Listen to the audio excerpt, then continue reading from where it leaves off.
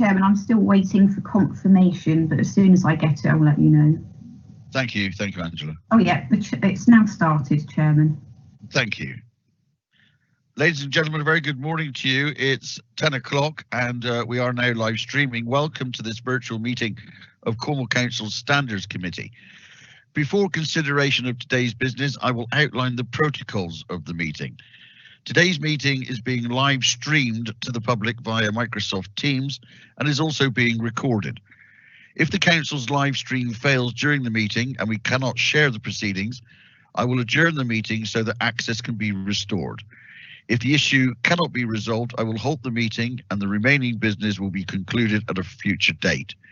If a member experiences a technical issue, I will adjourn for a short period to try and re-establish their connection. As I call a member to speak, I will remind you to switch on your microphone. If for some reason you cannot be heard, the Democratic Service Officers will advise you. I will indicate when we're going to move to a vote.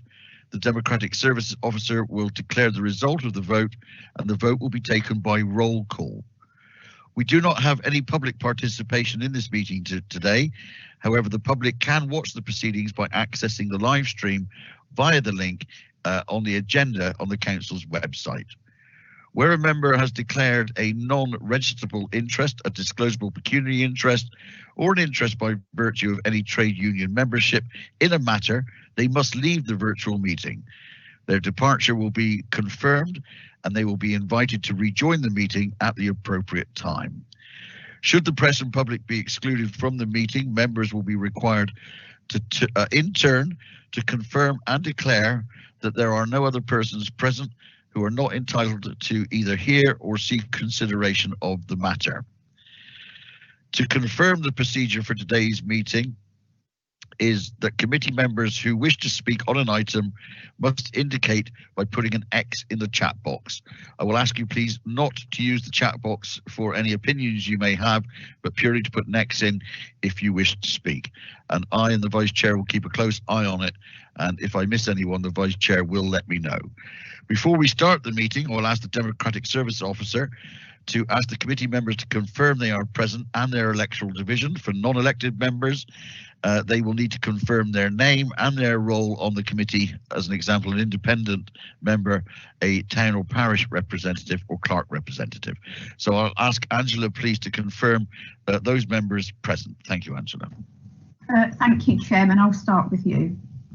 Thank you. Councillor Paul Wills, the Chairman of the Cornwall Council Standards Committee, and I represent the St Colour Major Electoral Division. Thank you. Councillor Jenkin. Councillor Loveday-Jenkin, I'm the Vice Chairman of the Standards Committee and representative for Crowan and Wendron Division. Councillor Alvey. Good morning, Councillor Martin Alvey, Cornwall Councillor for the FIOC and Plain Place Division. Thank you. Councillor Frank. Good morning, one all. I'm Hilary Frank. I'm Councillor representing Saltash South. Councillor Nicholas. Good morning. I'm Sue Nicholas and my division is Marazine and Perranethno. Councillor Pugh. Good morning. I'm Richard Pugh and I represent the Trelawney Division. And Councillor Tudor.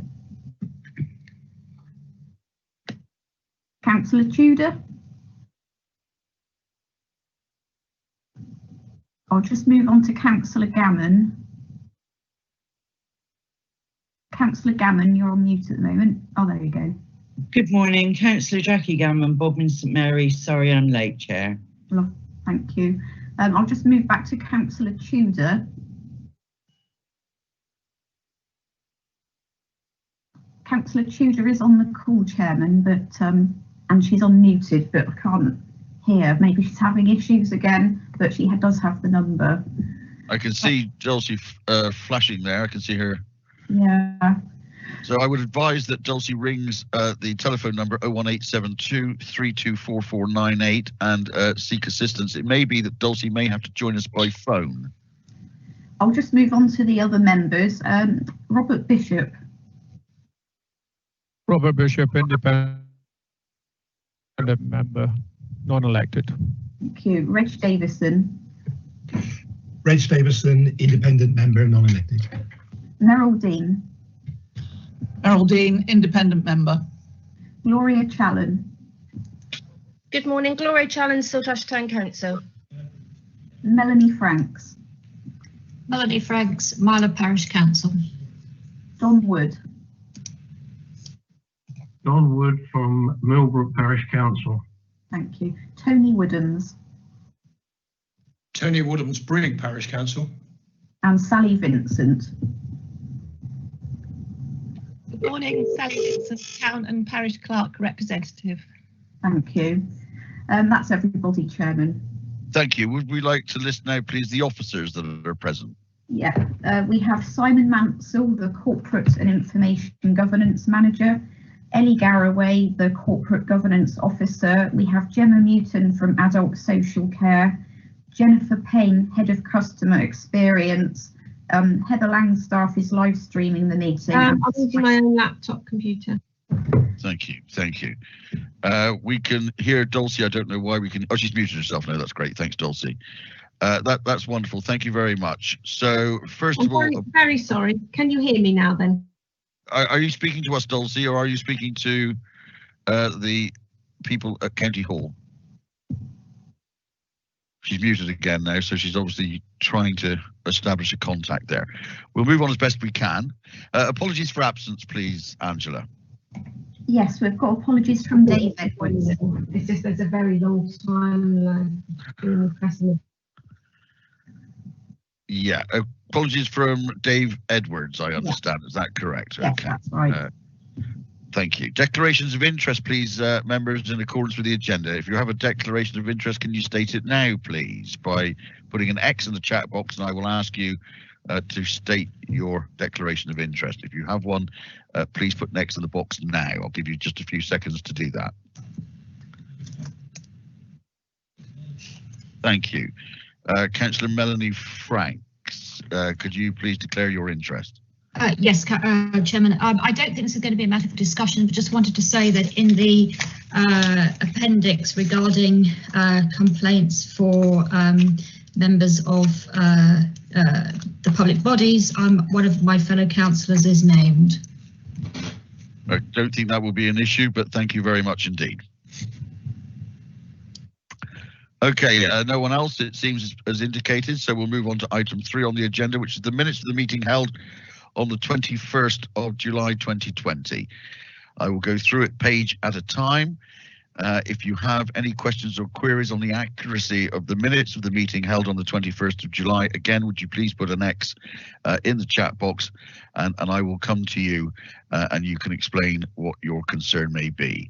So any questions or queries, please, members, on page 1. Page 2.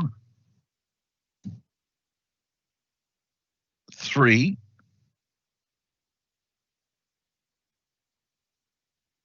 4. 5. 6. 7. And finally page 8.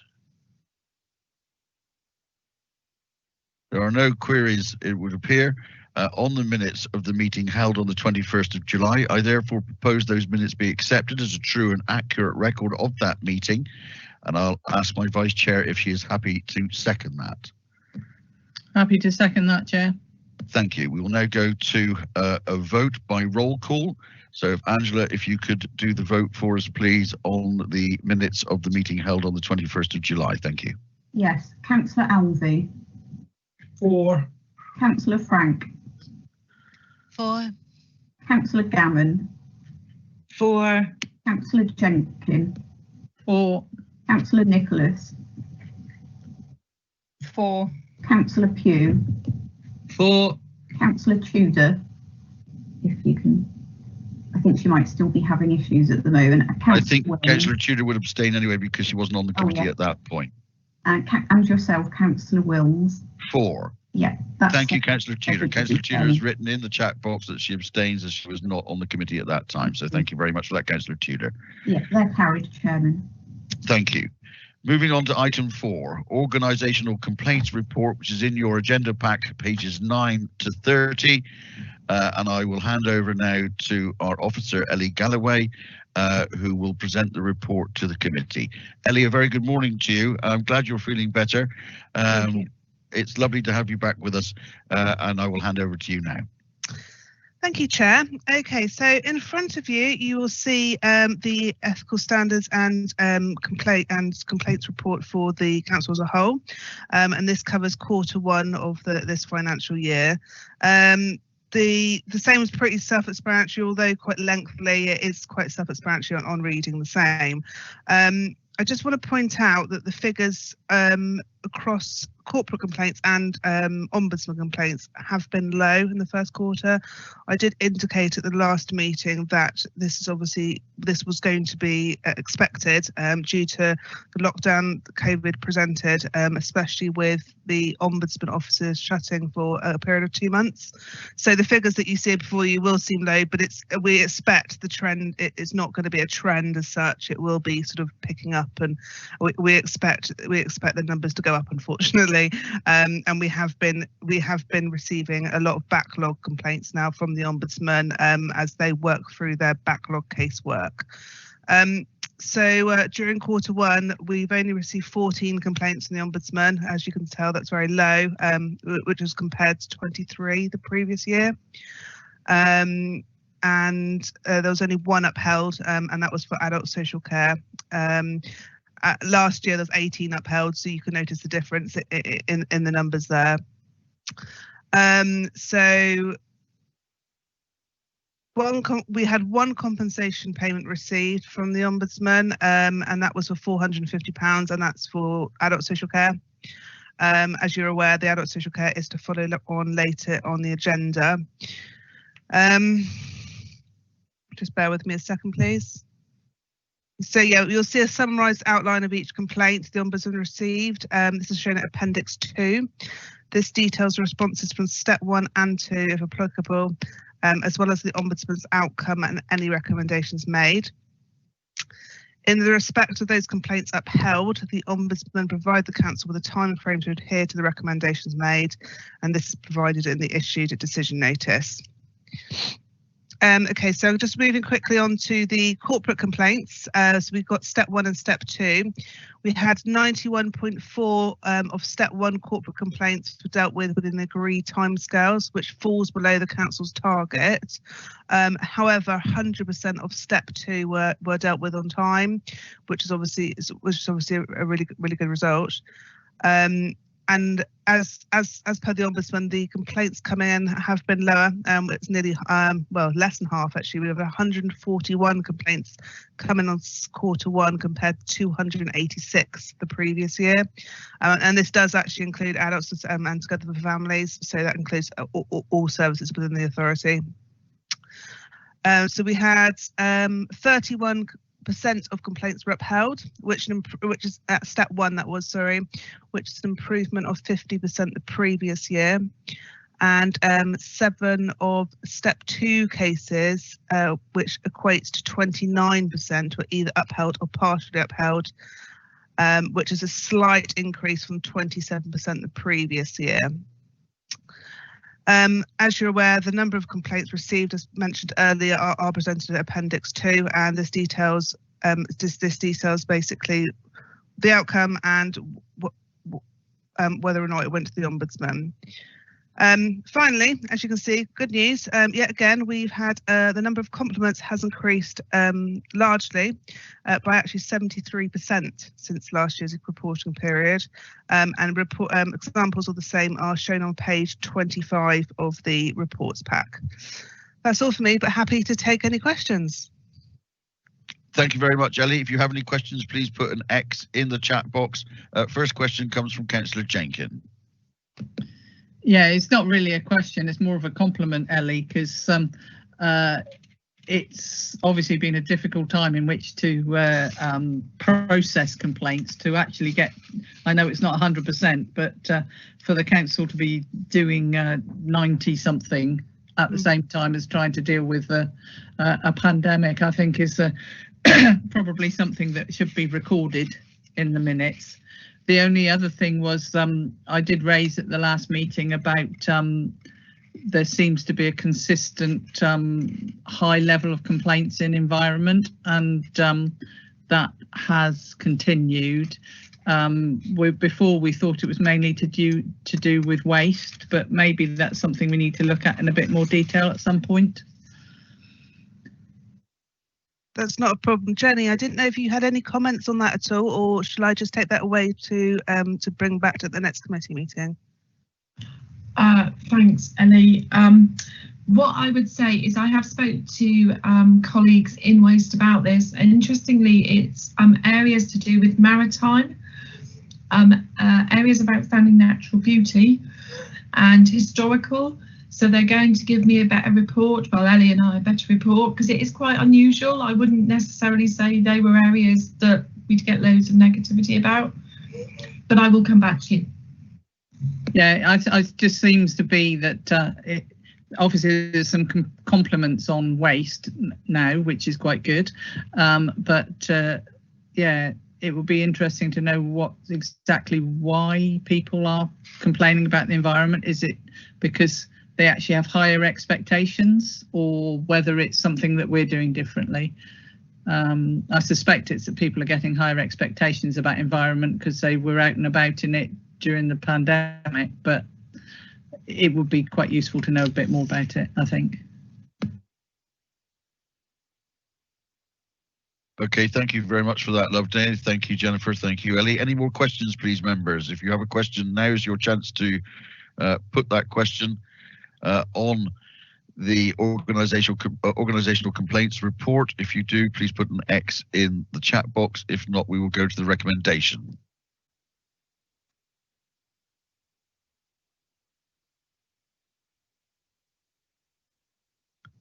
Just giving anyone a second there, a chance to put an X in the box. Now it doesn't appear that they are.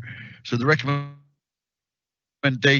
from the organisational complaints report is the committee is asked to note the local government and social care ombudsman complaints report and consider if any additional analysis and or actions are required. We've heard from Loveday there, we've had assurances from Jennifer and from Ellie. So being no more X's, I propose that recommendation be accepted by the committee, and I look for a seconder, please. Please indicate by putting an X in the box. Or Loveday, are you happy to second? Happy to second it, Chair. Thank you. So that's seconded by the Vice Chair. We'll go to the vote. If you could conduct the vote for me, please, Angela. Yeah, Councillor Alvey. For. Frank. For. Councillor Gammon. For. Councillor Jenkin. For. Councillor Nicholas. For. Councillor Pugh. For. Councillor Tudor. For. Yep, thank you. Councillor Wills. For. Mr. Chairman. Lovely, thank you. And we can hear you fine, Dulcie, which is great news. We're moving on to item 5 on the agenda, which is the Ethical Standards Complaints Report, which is in your pack on page 31 to 41.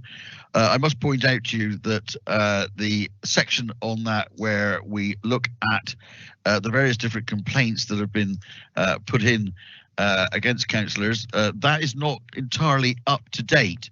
And thanks to Dulcie for bringing that to our attention yesterday. We will not be considering that part of the report today, although we can allude to it. I've asked officers to take that away and bring us an updated version. Hopefully that will be sent out to us in the next couple of days, and we will be able to consider that at our next meeting in January. And it's purely down to the fact that there's been quite a lot of complaints that have been put in and our staffing issues that we've had over the pandemic. That's why that part of that is not completely up to date. And I accept the officers' explanations for that. I'm passing that on to you as committee members so that you understand that. And that's the part of your report that you get that's on the separate piece of paper that outlines the complaints made by members of the public or councillors against other councillors. So that is not entirely up to date. So that's the reason for us not considering that, although we can discuss it. Simon, over to you, I think, now. Thank you, Mr. Chairman, and I'd like to apologise also to members for the confusion over the report. What we are going to do is we're going to take it away. We're going to go through all of the complaints. We're going to check the date with the report, and that will be the date that the report was published, which was the 28th of September, against where we were with those complaints at that time. Unfortunately, because we have to prepare the statistics for the committee and then they have to go through clearance, there's always a time delay. So by the time it comes to the committee, things have moved on. You know, sometimes quite considerably since then, and we normally give an update at the actual committee itself. But for the actual paper clearance, the time lag is an issue. But there was also an issue in us just being able to check the statistics. With regards to the volume of complaints, we've had 33 complaints since the 1st of October. That takes us up now to 86 complaints for the year. And to put that into some sort of context, in 2014-15, we only had 84 complaints for the entire year. So if we carry on as we are, we probably would have had 6 months worth of complaints in a month.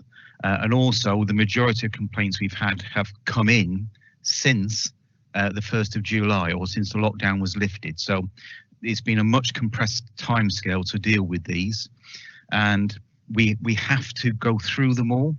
We have to make sure whether they comply with the code of conduct. Even if we reject a complaint, we have to give substantive reasons for the rejection.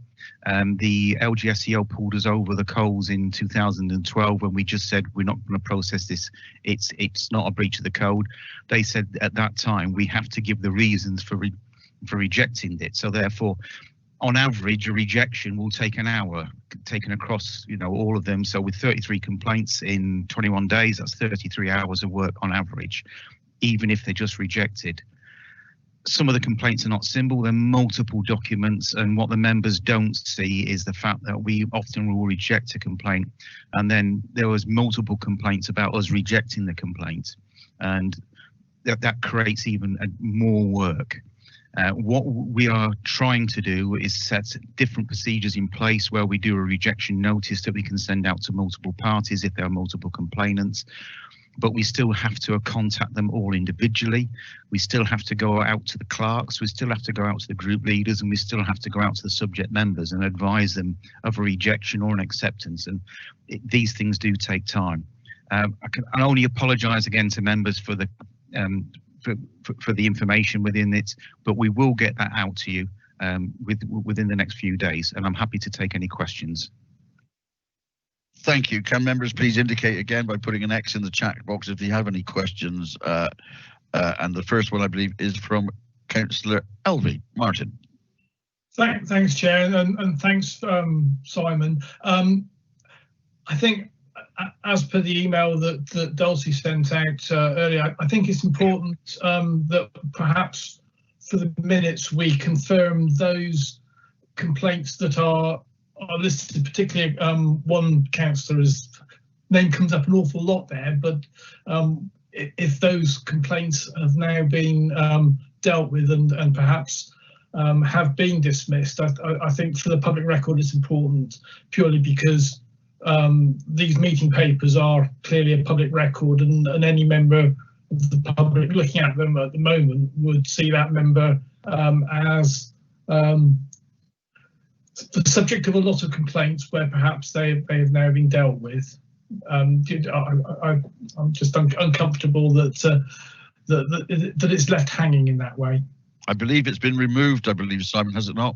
Yes, it's been removed from the public domain. That the appendix. Thanks. I wasn't aware of that. No, that's fine, Councillor Elvie, and you're right to bring that up.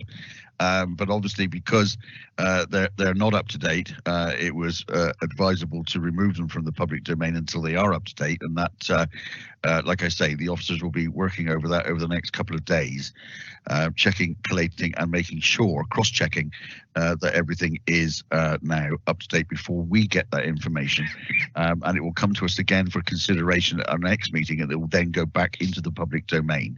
But those members affected will be, of course, informed of all decision notices. Next on my list is Loveday. Thank you, Councillor Jenkins. Thank you, Paul. I was going to say something similar, that we need to clearly state in our minutes that this addition to the paper, or that this end of the paper, has been removed because it's not up to date, and it will be represented at our meeting in January. But that members of the committee will be circulated within an updated version within the near future. Lovely, thank you. Councillor Gammon, please. Yes, I just note, Chair, that the paper pack only goes back as far as the 1st of the 7th, but there are cases that were on the paper that weren't reported on before that. Are we going to see the results of those? The report you get is for the last quarter, Councillor Gammon, so it would only be from July onwards. My last pack I had was all of them, including the ones that were still, and some of them seemed to be not being resolved. They just seemed to be sitting there. Yeah, the last meeting of the committee, the report you had was the report that should have been presented to the committee in April, which was the full year's review of all the matters that we had received throughout the year 2019-20. But because we didn't meet, that was then presented in July. It was late reporting because of no meetings. With regards to the timings, what we do is we log the complaints when they come in, and then they are then processed. So some of the complaints that are on the report that are received by the committee are still to be processed. But it's a fact that those complaints have come in, they might have come in a couple of months ago, but they're still being processed at this time.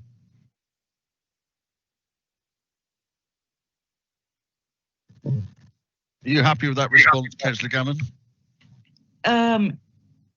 Well, if that's the way it's done, yes. But I like someone had one of my residents said they had looked on the website. They couldn't see anything on the website. If we're not reporting back to members and we're not reporting back to the public, how are we having a clear and record of this? Yeah, I mean, all complaints that we receive are reported to you. They're reported at the end of each quarter. So therefore, in July, you would have had the first quarters, and you would have had all the complaints for 19-20. Like I said, you wouldn't normally get all those complaints in July. It was just because it was the meeting in April was cancelled. And then each quarter after that, you get the previous quarter's complaints, and that's appended to the report, and that goes into the public domain. And then at the end of this year, you will then get a full roundup of all complaints. Complaints that are decided through a decision notice, the decision notice is placed online, and if you do get an inquiry from your constituents about where these are, it can be a little bit fickle to find at times because of the way the website works, but if you get in touch with us, I'm happy to send the link to where they are on the website. Every decision notice from every matter that is processed then we'll go on there within a week or so of the decision being made, and but only after the review period is exhausted.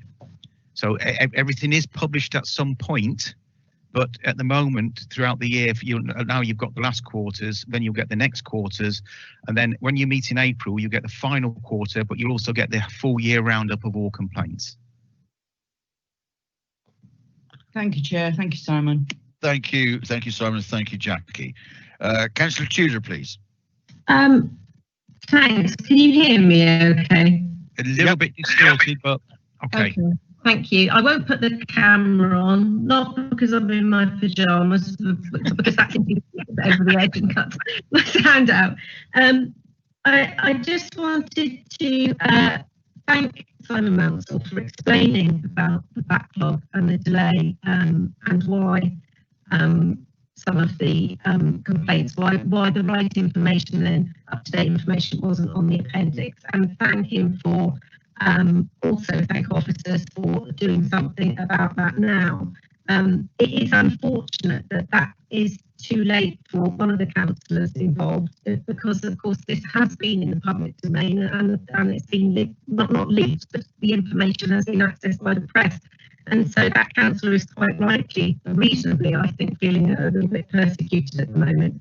I also just wanted to point out that the only reason this was spotted is because I now find myself on the Standards Committee and happen to look at the agenda and appendix. So I just wanted to say I think we all need to sort of keep a close eye on that for further meetings. Yep, thank you very much, Dulcie, and it's much appreciated. Thank you. Rob Bishop, please. Thank you, Mr. Chairman, and thank you, Simon. I think your proposals are quite correct about the way ahead, and in particular on page 32 at 2.6, the last bullet point about the information allows targeted messaging for your training. I think that's a very good idea. Thank you. Yep. Yeah, we'll be looking at that and bringing that back to the committee in January. Thanks. Perhaps now's a good time, actually, Simon, now that Rob has mentioned that, to actually mention the new code of conduct as well. Yes, if I could, Mr. Chairman, members will know from previous communications that the LGA are producing a new model code of conduct. The timing is a little bit unfortunate because they're supposed to be producing or releasing the model code this evening. I'm attending a webinar with them tomorrow morning for it to be discussed. And then the aim is to ask the working party that was formed by the Standards Committee to look at the model code, to consider this against the Cornwall code initially. In doing this, it will also be sent out to all Standards Committee members. The aim, after the working party have considered it and comments from the Standards Committee, is to go out to the group leaders, to go out to Cornwall councillors and to discuss it with CALC about what form the code of conduct should take within Cornwall. One of the reasons for involving CALC is they were extremely helpful with getting the code of conduct through in 2012. And there will be in statute a requirement for all towns and parishes, if the Standards Committee, the Committee on Standards in Public Lives recommendations are adopted, that all towns and parishes will have to adopt our code. So it's very important that we do speak to CALC and the parishes about the form of the code. The aim will be to bring this for a full discussion back to the Standards Committee in January, and then hopefully if the Standards Committee agree a form of a code of conduct, this can go forwards to Council for approval in March, with a view to the code coming in force just in time for the elections in May. Like I said, it's probably simplified the process quite a bit because there's going to be a lot of consultation in that. The working group is going to make sure they engage with the Standards Committee fully, all the group leaders, all Cornwall councillors and all the towns and parishes, leading in through CALC as well.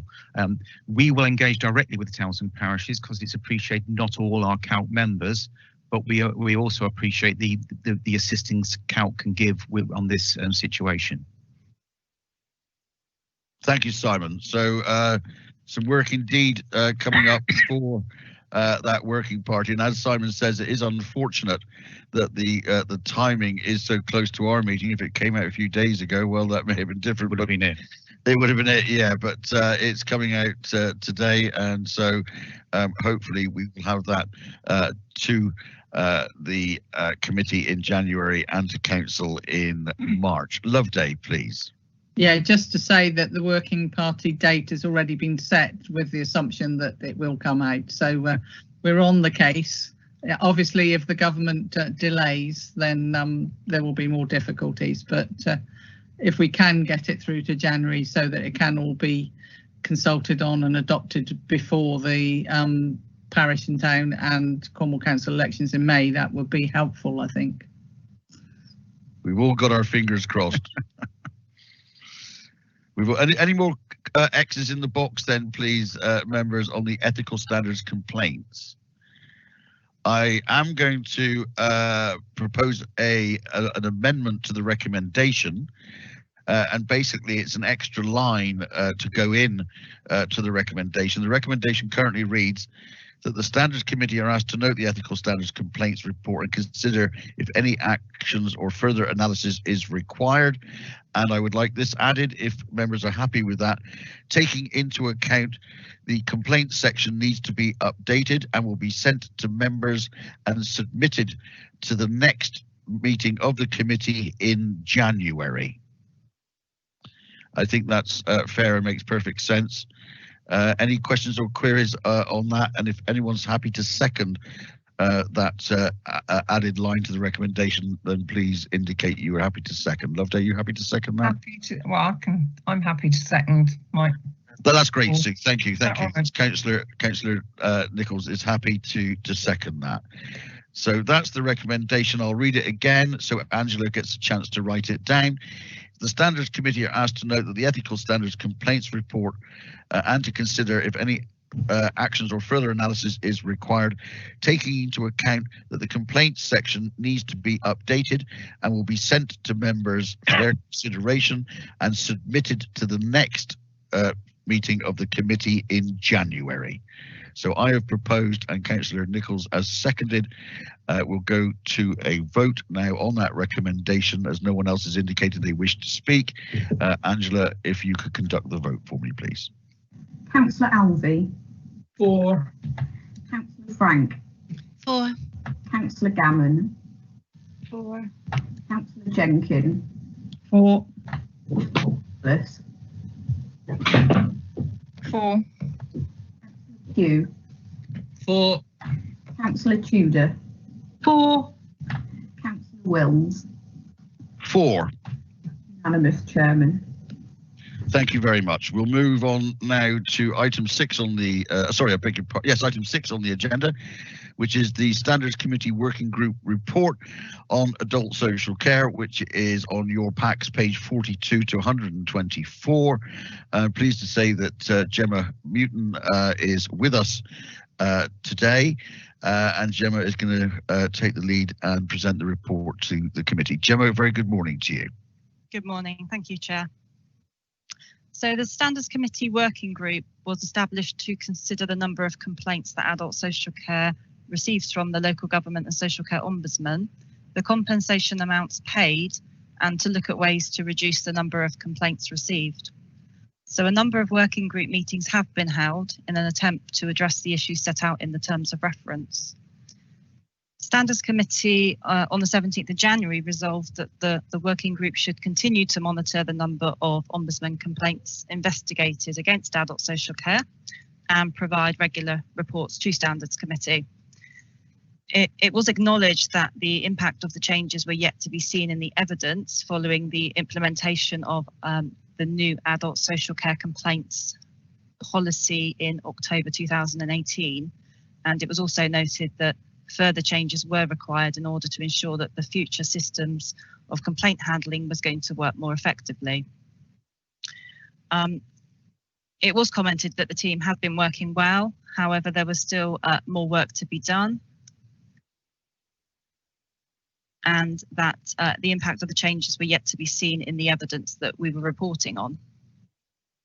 So it should be noted that the volumes of work in adult social care have significantly increased during the pandemic, and resources have been reallocated to our COVID response, and our complaint handling therefore has not been the top priority. However, the service are continuing to provide a robust challenge to the Ombudsman, where we do not believe that their proposed recommendations have been put forward based upon the merits of the case and in line with our statutory duties. So our new policy specifically considers that concerns should be responded to within the shortest timescale for the complainant and our customers. And we do continue to respond to an increasing number of concerns via an informal resolution process to the person's satisfaction. In the 2018-19 annual reports, we were unable to determine if the implementation of the revised policy and operating procedure had resulted in an increase in upheld decisions. That was due to the time lapse between adult social care investigating and addressing a complaint, and then the Ombudsman's issuing of their final decision. So at that point in time, we had no complaints that had been investigated under the new policy and procedure, being then resulting in a decision from the Ombudsman. But in 1920, 3 of our 6 upheld complaints were investigated under the new policy and operating procedure, and there's a bit more detail on those specific cases on page 10 of appendix item number 2. So in the annual report, it details that during 1920, there was a total of 26 Ombudsman final decisions issued against adult social care. 13 of those were upheld. And there had been a 44% increase in the number of decisions issued against adult social care compared to the last financial year, and an 11% decrease in the number of those decisions being upheld. During 1819, the financial remedy awarded by the Ombudsman in regards to 8 cases where the finding was upheld, maladministration and injustice, totalled £11,000. In total, during 2019-20, payment was made in 5 cases, totalling £2,900. The service has held a series of Care Act refresher sessions, and those have taken place during October 2020 as a result of the learning from complaints and focused on the key duties in the Care Act. There was a presentation followed by an open forum to discuss practice.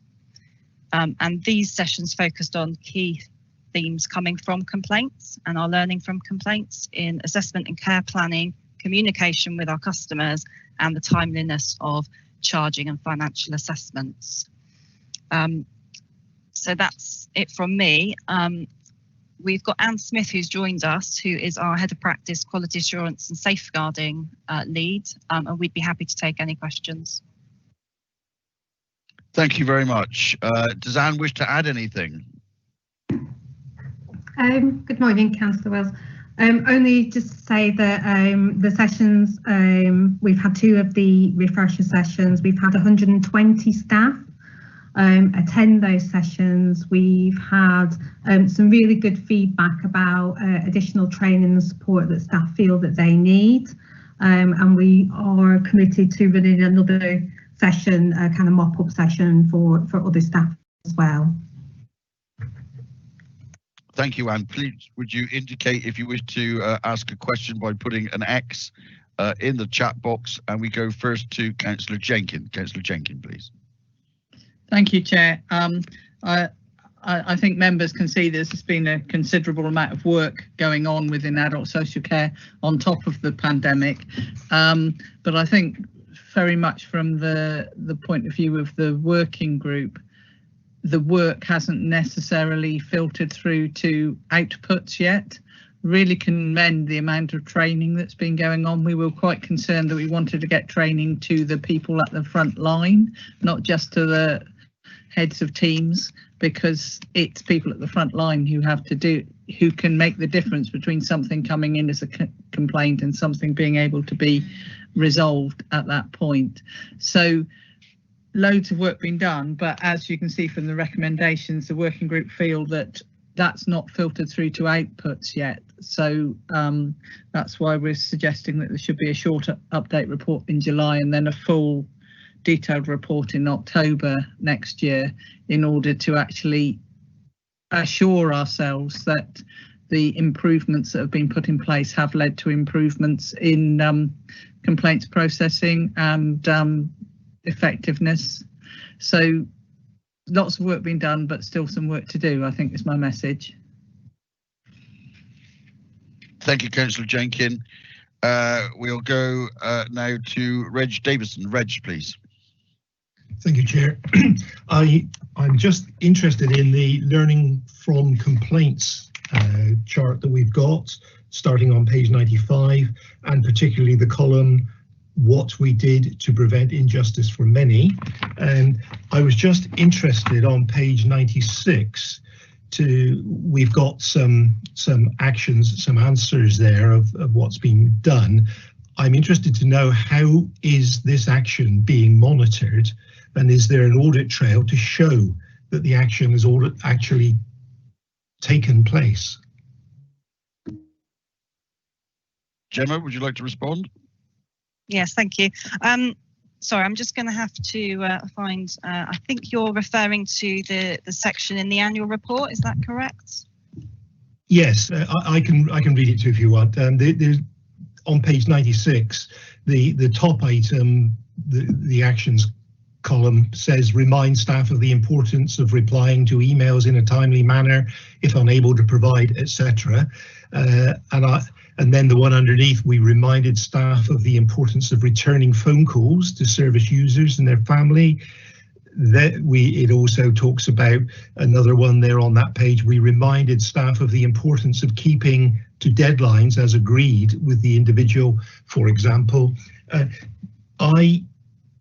What I'm thinking is, I'm very keen that learning is identified, that learning is then put in place, and you quite plainly are doing that. Well done on that.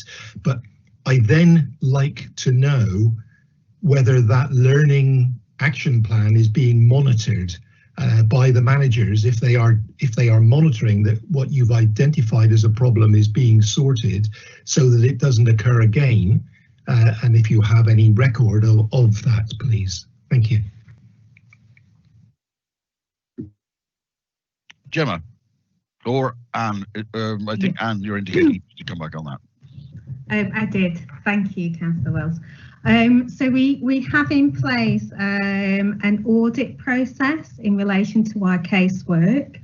We did, through COVID, actually pause that audit process, and we are just refreshing the forums and the key standards of practice that we look for in our audit. So what is intended to happen and what was happening before COVID is that on a monthly basis, through supervision, a team manager will do a random selection of case audits. They will look at all of the case notes. They will look at the communication between the social worker or the practitioner and the individual and their family, and whether they meet our practice standards. So that's how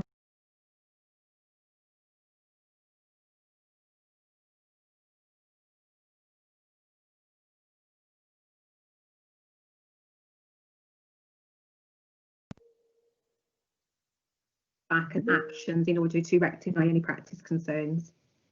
Thank you very much for that. Touches on what I find is important, and that is that the managers are managing, and obviously you are doing that, and I thank you for that. Despite my comments, I think you should be complimented on the department's effort to date and the plan and what's planned for the future to educate your staff in the matter of generating and dealing with complaints. Such training hopefully will reduce the number of complaints in the future. Thank you. Well done. Thank you. Thank you, Reg. Thank you, Anne. Rob Bishop, please. Thank you, Mr. Chairman. My comment is more a comment than a question, and it's to do with similarity of the other areas that we've looked at previously, and I'm thinking more of planning, and Loveday was sitting on a working group with me at that, and the large number of complaints and how they're managed. There are some wide lessons learned here that we can take over, and we may be using some of these in the next thing that comes up, which appears to be the waste management area overall. I'm thinking of specifically on page 49 at the last bullet, where we identify things that need to be done, and the wider aspects, the perceptions, the shortfalls. These should always be addressed, and they should be addressed openly and discussed to achieve fulsome resolution and to help prevent further problems down the line and the mistakes. And Reg has just touched about that, about how we manage it. Invariably, it will require good leadership, openness, and a culture not to be afraid to actually raise problems cover things up or just ignore them. What we have to do is they have to have robust mechanisms which have been identified in this paper and over the last few weeks and months. And I think it's good. And the training, at the end of the day, it's how we implement and manage and make sure the training is keeping up and how we manage our people. So as I say, it's more a comment about what's happened and how we can take it through in some of these other areas where there are huge numbers of complaints, or we think there are large numbers of complaints. Thank you. Thank you, Rob. Thank you very much. Councillor Elvey, please. Martin. Thanks, Chair. And first of all, I'd like to compliment the team on all the work they are doing to deal with the complaints. And this question is not a criticism. It is a question. I understand that certainly the adult social care team is currently suffering particularly high levels of staff sickness, and I'm concerned that there might be a correlation in levels of staff sickness with an increase in complaints as pressure increases on those staff that are still at work. And I wonder if there could perhaps be comment on that and whether or not it's felt that the increase in sickness will actually lead to an increase in complaints down the line. Thank you. Thank you, Anna. Yep, if you would please, Anne, thank you. Yeah. So yes, we do have a rate of sickness which is higher than what we would want as part of any directorate. We have over the last 12 to 18 months had a sickness reduction programme which has seen sickness levels reduced by 10% even during the COVID period. I absolutely accept your point that if somebody goes off sick, it is hard to then for our customers to understand where they go to next, but team managers are required, if a person is going to be off for longer than a week or on long-term sick, to review the caseload of that individual and to reallocate those cases where there is risk or urgent actions are needed. So that's the process that we have in place. Unfortunately, sometimes, you know, people will be trying to contact social workers who are off, and we find that if people are trying to contact social workers who are off through the individual social workers email account, that's when things can get missed. So we are reiterating, particularly to our access team, that they should be the point of contact, and each team has a duty worker in place every day to pick up those urgent issues, regardless of which worker is working with the resident. Thank you for that. Thank you. Councillor Nicholas, please. Sue. Yeah, thank you for that. Yeah, just following on from that, Anne, really, is can we identify the numbers that may be off because of the track and trace and the self isolating as opposed to other illnesses? Yes, we do have that information. To my knowledge, based on the last public health report, we don't actually currently have any adult social care staff off due to COVID. Right, lovely, thanks. I just wondered if that was another reason. Thank you. Professor Dean, please. Thank you, Chairman. I noticed that the department had responded to 103 MPs. This is on page 118 of our pack. And I wondered if that is more than normal. And secondly, if it concerns clients of the Council Social Services Department, it may suggest that in actual fact, clients are going outside the complaints procedure, possibly in desperation, to try and get a response. And I wondered if we could have a comment on that, please. I can answer that one, Anne. Thank you, Gemma. Thank you, Gemma. So we've recently, in the last couple of years, implemented alongside the complaints, the refreshed policy and procedure, a new process for handling our MP inquiries and also our inquiries from our councillors. So we don't have any comparative figures for previous years because we're obviously recording it in a very different way. But what I can say is that these will be our customers, our clients and their family members going to the MP. What we do find is that the majority of those, and I will make a note that we could have a look at how we record that moving forward, will also have a complaint as well. So of that 103, those individuals and the same concerns will probably be also being addressed via the complaints procedure as well. Thank you. I just wonder if there's any way of monitoring that, because obviously if people are using the complaints procedure, that's good. If they're just trying to add weight to it by contacting their MP, that's understandable. But what we wouldn't want to see is that clients, customers are going outside first rather than using the internal complaints procedure. So I just wondered if there's some way of you looking at that and monitoring it. Yeah, I mean, certainly the monitoring is coming through Gemma. I think one of my observations through the COVID period of the MP inquiries that landed on my desk is that they're not necessarily complaints, but we seem to be seeing an increase in concerns for people living in communities during COVID, and those concerns are immediately sent to from the MP to the Chief Exec, rather than coming through to complaints or to another part of our department to deal with. So I think there is potentially something that we need to do via Gemma's team in terms of just reminding our MP colleagues of the protocols. Anything else, Professor Jean? Do you want to add anything?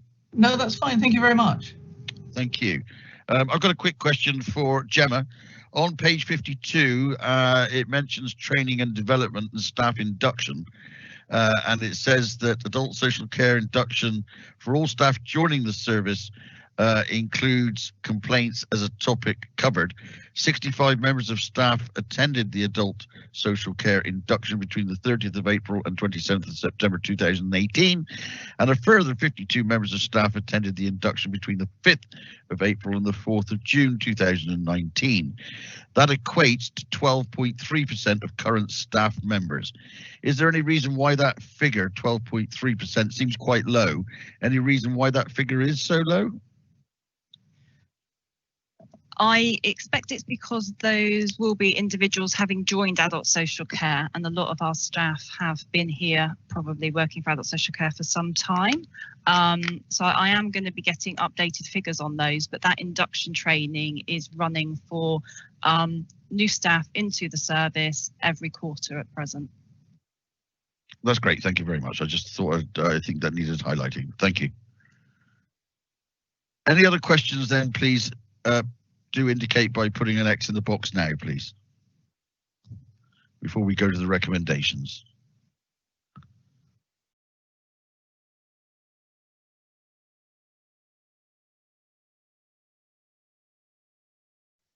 Thank you, Chair. On that point that you've just made from page 52, we're talking about new members, induction training and so on. Perhaps I missed it in the figures we were given in the original presentation, but are we addressing the fact that a lot of staff have been there employed in that role for quite a long time? Are they also getting this sort of training? Thank you. Yeah, I'll take one back. Sorry, Gemma. That's one of the reasons why we put in the learning from complaints sessions is to capture our existing staff, and so they get the same reminders around about our complaints procedure, how we need to support our customers in terms of if they have a complaint that the induction staff do. But we've just added a bit more into those learning from complaints sessions to give them some real examples of where we could have done better. Thank you for that. Is there any, excuse me, is there any mileage, do you think, in actually giving them the same formal training? So any of our staff who are involved in investigating the complaints actually are invited along by the feedback team to attend the in-house complaints handling training, which obviously is a lot more detailed than just the induction session. So it goes into the stages of an investigation, how to remedy complaints and thinking about what outcome the customer's looking for. Okay, thank you. I don't want to labour the point, but obviously not everyone, I guess, will feel the need to look at the lessons learned, sadly. I just wonder, it might be a good thing to have a programme over a period of time of giving all your staff the same training, whatever their length of service. That was my only point. Thank you for that, Chair. Thank you, Reg. Thank you, Gemma. Anybody else, please indicate now with an X in the box. Loveday, you're flashing at me for some reason. I don't know why. Your box is, your picture is flashing at me. I don't know if you're having a problem. Are you okay? Do you wish to speak? No, I think it's just because I've got my audio on. I was just getting ready to propose the recommendations, if that's all right with you, Chair. Yeah, I'm happy to propose. I'd like you to second. The recommendation is to commend the progress made and propose future actions as detailed within the appendices 1, 2 and 3 following the previous update report to the Standards Committee on the 17th of January 2020, and also point 2 that the Standards Committee proposed that the working group should continue to monitor the number of local government and social care ombudsman LGSCO complaints, provide regular reports to the Standards Committee, a short update report to the Standards Committee in July 2021, and a detailed report to the Standards Committee in October 2021. I propose and Councillor Jenkins has seconded. Could we take a vote, please, Angela? Councillor Alvey. For. Councillor Frank. For. Councillor Gammon. Councillor Gammon, you're on mute at the moment. I'll just move on a moment. Councillor Jenkins. For. Councillor Nicholas. For. Councillor Pugh. For. Councillor Tudor. For. Councillor Wills. For. Councillor Gammon. For. Sorry, not having a good day today. Okay. That's unanimous, Chairman. Jackie, we're all going to get T-shirts made up that say, you know, for the news saying you are on mute. That's the new phrase. We're all having that made up, new T-shirts. That's great. Thank you very much, everybody. That's carried unanimously. Item 7, any other business which the Chairman considers of urgency. I don't have any other business at the moment, but we do need to go into closed session, which means that the live stream will end and those that are not members of the committee will be asked to leave. The committee is asked to consider a resolution that the press and public be excluded from the meeting for the business specified in the following item on the grounds that it is likely to be a disclosure to the public of exempt information of the following descriptions: information relating to an individual and information which is likely to reveal the identity of an individual. I therefore propose that we do that and we go into closed session. Loveday, happy to second again, please.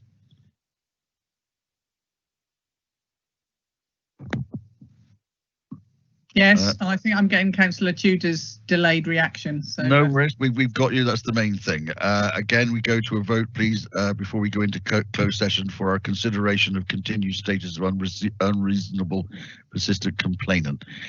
Would you like to take the vote again, please, Angela? Thank you. Councillor Alvey. For. Councillor Frank. For. Councillor